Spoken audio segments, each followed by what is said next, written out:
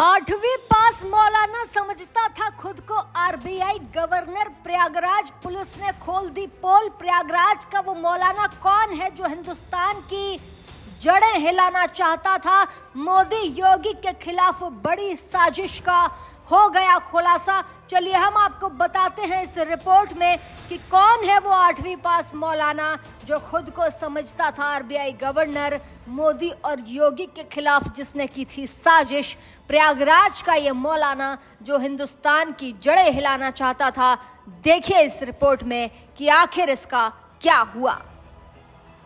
योगी आदित्यनाथ करेंगे मौलाना का हिसाब। जिसने नोटों की लड़ी उस जगह पर लगा दी जहां पर बच्चों को शिक्षा दी जाती है। जी हां, मदरसे के अंदर चल रहा था बड़ा खेल।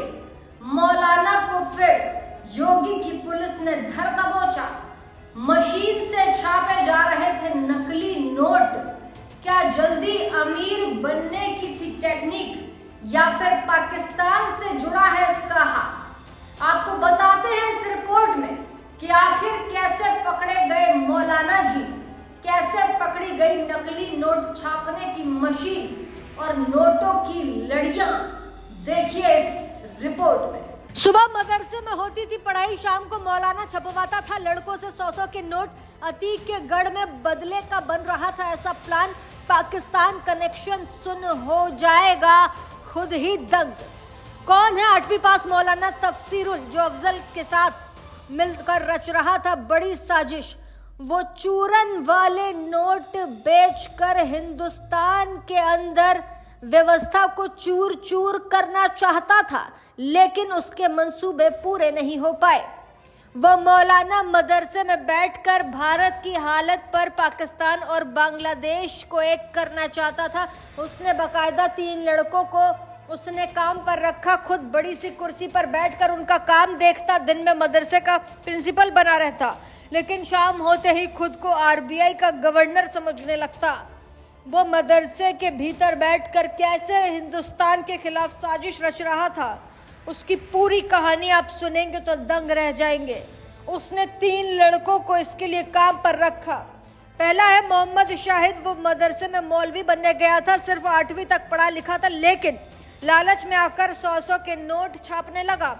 दूसरा जाहिर खान।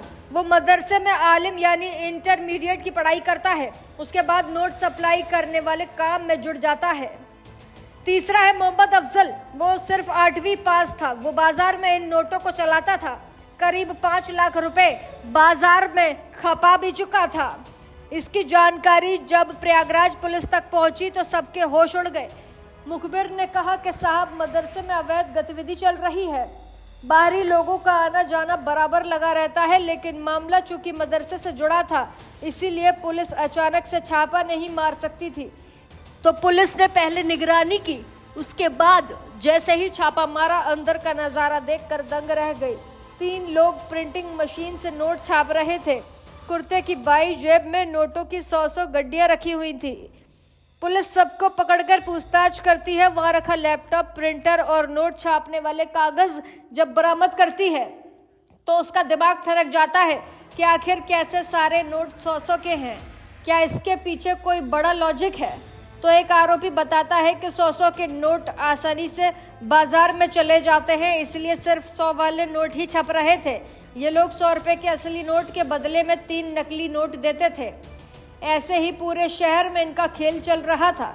जांच में यह भी पता चलता है कि इसका असली मास्टरमाइंड उड़ीसा में बैठा है, जो पहले प्रयागराज में आधार कार्ड बनाने का काम करता था, लेकिन जल्दी अमीर बनने के चक्कर में उसने स्कैनर और प्रिंटिंग खरीदकर जाली नोट छापने का खेल शुरू कर दिया।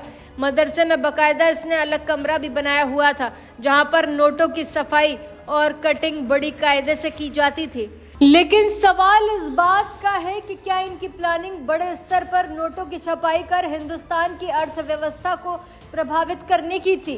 क्योंकि जाली नोटों का कारोबार कितना बुरा होता है, इसका अंदाजा आप इस बात से लगा सकते हैं कि जाली नोट पर शिकंजा कसने के लिए सरकार ने नोटबंदी की। तब मीडिया में ये जानकारी सामने आई थी कि पाकिस्तान में ISI की शय पर नकली नोट बनाने का कारोबार धड़ल्ले से चलता है। नेपाल, थाईलैंड और बांग्लादेश के पाकिस्तानी दूतावास के जरिए वो भारत भेजता है। कराची से समुद्री रास्ते से बांग्लादेश जाने वाले कंटेनर में भी ये नोट भरे जाते हैं। साल 2010 में करीब 1600 रुपए के जाली नोट हिंदुस्तान में भेजे गए थे। इससे आप अंदाजा लगा सकते हैं कि ये कारोबार कितना बड़ा है और इनका पाकिस्तान से कोई कनेक्शन है या फिर जल्दी अमीर बनने की चाहत में इन्होंने इतनी बड़ी प्लानिंग रच दी। ये पूछताछ के बाद ही पता चलेगा। लेकिन जिस हिसाब से अतीक के गढ़ में इनकी गिरफ्तारी हुई है, उसके बाद सवाल ये भी खड़े होते हैं कि क्या कोई बदले का प्लान तैयार हो रहा था, क्योंकि बीते दिनों सीएम योगी की सुरक्षा बढ़ाए जाने का भी अलर्ट जारी हुआ था। फिलहाल ऐसी ताज़ा तमाम बड़ी अपडेट्स के लिए आप देखते रहें अपना उत्तर प्रदेश।